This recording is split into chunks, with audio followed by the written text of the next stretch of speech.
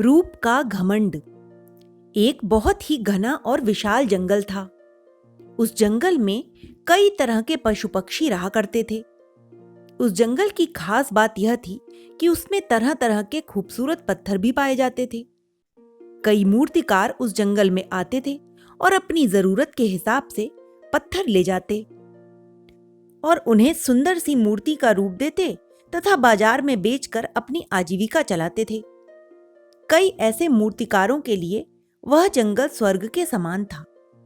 यूं तो उस जंगल में कई रंगों के पत्थर थे, लेकिन सफेद और काले रंग के पत्थर अधिक थे। मूर्तिकार भी सफेद रंग के पत्थरों को ही पसंद करते थे।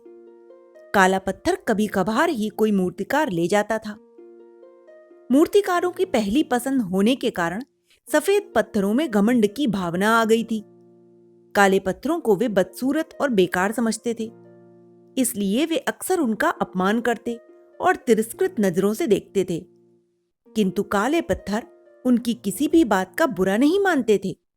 काले पत्थर यह सोचते थे कि हर रंग की अपनी अपनी विशेषता होती है। सफेद पत्थरों की नासमझी पर काले पत्थर केवल मुस्कुरा देते।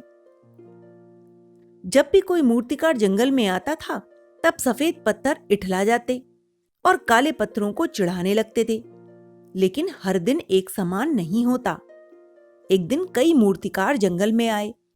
उन्हें देखकर हर बार की तरह सफेद पत्थर गर्व से फूल गए और काले पत्थरों को चिढ़ाने लगे। उन्हें यकीन था कि आज भी मूर्तिकार उन्हें ही उठाएंगे। लेकिन यह क्या? सारे मूर्तिकार आज काले पत्थर ही उठा रहे थे। सफेद पत्थर यह सब अचरज से देखते रहे।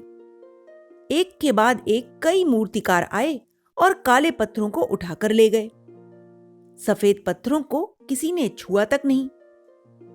यह सब देखकर सफेद पत्थरों का घमंड एक ही झटके में चूर चूर हो गया। उधर काले पत्थरों में उनकी पूंछ होने के बावजूद घमंड की भावना नहीं थी और ना ही वे सफेद पत्थरों को चिढ़ा रहे थे।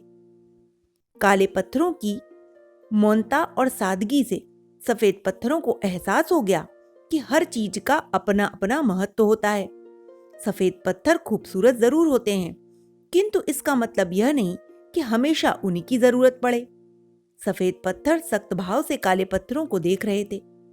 अब उन्हें अपनी गलती का एहसास हो चुका था, तभी तो उनके सिर झुके हुए थे।